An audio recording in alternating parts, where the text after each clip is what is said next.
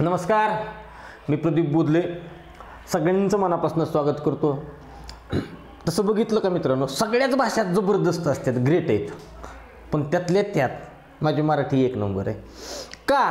त्याचं कारण असं आहे, माझ्या मराठीमध्ये इतकं काय म्हणजे असं गोडवा आहे, इतका गोडवा, तिची इतकी म्हणजे छटा आहे त्या प्रत्येक शब्दाला, आणि आणखीन वापरणाऱ्या माणसाच्या कौशल्याने माणूस असा वापरतोय, इतकी गोड वाटते कानाला ऐकायला। अशाच पद्धतीनं आणि तिथे आपल्या पेपरात बी उतरायला लागलं, मग बरोबर ना, ज्यावेळेस आपण अभ्यास करतोय तिथं सुद्धा आपल्याला मग या आमच्या भाषेच्या वेगवेगळ्या छटा परीक्षेत विचारायला लागले। त्याच पद्धतीचं मग काही आमच्या ह्याच्यात वाक्प्रचार, म्हणी, काही शब्दप्रयोग अशा पद्धतीचं इथं की ज्याचा अर्थ बघितला त्याचा अर्थ आणि ह्याचा अर्थ काय विशिष्ट ही नाही, पण ते रुळलेले आहेत, बरोबर। मग असंच आम्हाला काय होतं, कधी कधी आपल्याला बाबा लईच दिवसातनं माणूस भेटला, लईच समजा आता असं गृहीत धरायचं तुम्ही की तुमचा खिचडी खात असतानाचा म्हणजे बालवाडीत अंगणवाडीत तुम्ही ज्यावेळेस होते तवाचा मित्र अचानकच 20-25 वर्षांनी आता तुम्हाला भेटला, तुम्ही लगेच म्हणता काय कपिलाषष्ठीचा योग आहे, खरं आहे का नाही? पण कधी प्रश्न पडलाय काय भानगड आहे गड्या ही कपिलाषष्ठीचा योग, कुठं वापरला जातो शब्दप्रयोग हा? तर आपल्याला एकंदरीत बघितलं तर लक्षात येऊन जाईल तुमच्या की अतिशय दुर्मिळ असणारा योग म्हणजे तुमचा कपिलाषष्ठीचा योग, बरोबर का नाही? अतिशय दुर्मिळ म्हणजे मग असंच की एखादी वस्तू किंवा एखादं काय म्हणायचं की बाबा एखादा व्यक्ती आपल्याला भेटतो करतो पुष्कळ वर्षांनी तेव्हा वापरता, मग आम्ही म्हणलं बघूच आपण ही कपिलाषष्ठी काय भानगड आहे। तर मित्रांनो, आपल्याकडं जे काय आपण मानतोय आपली संस्कृती, आपल्या संस्कृतीमध्ये असे काही योग सांगितलेले आहेत, त्यापैकी हा एक कपिलाषष्ठीचा योग म्हणजे जवळजवळ खेळ हा 60 वर्षातनं एकदाच येतो। किती वर्षातनं? 60 वर्षातनं।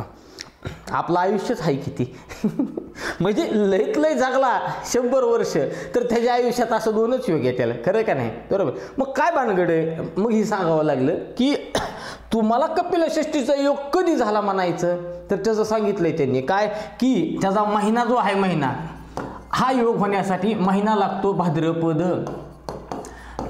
म्हणजे मराठी महिने आहेत ना, अश्विन, कार्तिक, चैत्र, वैशाख, ज्येष्ठ, आषाढ, भाद्रपद, बरोबर। महिना कोणता पाहिजे? भाद्रपद। ह्या भाद्रपद महिन्यामधला कुठलं आपल्याकडे काय केलं? 30 दिवसाची, बरोबर ना, आपलं दिनदर्शिका। ह्या 30 दिवसामधले आपण 15 दिवस मानतो, पौर्णिमा ते प्रतिपदा, बरोबर ना, पौर्णिमा ते प्रतिपदा ते हे, बरोबर। मग काहींना तुम्ही कृष्ण पक्ष म्हणलात म्हणजे वद्य, बरोबर, काहींना शुद्ध पक्ष म्हणजे शुक्ल पक्ष म्हणता, बरोबर। मग हे भाद्रपदातला कृष्ण पक्ष असावा। पक्ष कोणता असावा? लक्ष द्या बरं का, लय मस्त आहे खेळी। ते काय म्हणतोय, कपिलाषष्ठीचा योग म्हणण्यासाठी महिना कोणता पाहिजे? भाद्रपद महिना पाहिजे। पक्ष कोणता पाहिजे? कृष्ण पक्ष पाहिजे। आणि ह्या कृष्ण पक्षात दिवस षष्ठी लागतो, बरोबर का नाही? षष्ठी लागतो, षष्ठी म्हणजे पहिला दिवस म्हणजे प्रथमा, दुसरा म्हणजे द्वितीय, तिसरा म्हणजे तृतीय, चतुर्थी धरताव ना, चतुर्थी गणपतीच्या नावाने, संकष्टी चतुर्थी, अंगारकी, तसं बरोबर ती चतुर्थी, तसं 6वा दिवस म्हणजे षष्ठी। आणि एवढं असून चालत नाही, नीट बघा बरं का कशा अटी शर्ती व्हायला लागल्या त्या। काय म्हणतोय? महिना भाद्रपदाचा, त्यात पक्ष म्हणजे पंधरवाडा कोणता? कृष्ण पक्ष असावा। त्यात कोणता दिवस? 6वा दिवस असावा। त्याच्यामध्ये सांगतोय त्या दिवशीचा वार मंगळवार असावा। तुम्ही म्हणत असता लायला संपलं नाही भाऊ, अभी तो सुरुवात आहे, बहुत आगे तक है। काय महिना भाद्रपद, बरोबर, भाद्रपदामध्ये पक्ष कृष्ण, त्याच्यामध्ये दिवस 6वा, त्याच्यामध्ये वार मंगळवार, आणि एवढं असून चालत नाही तर चंद्र हा तुमच्या रोहिणी नक्षत्रात लागतोय।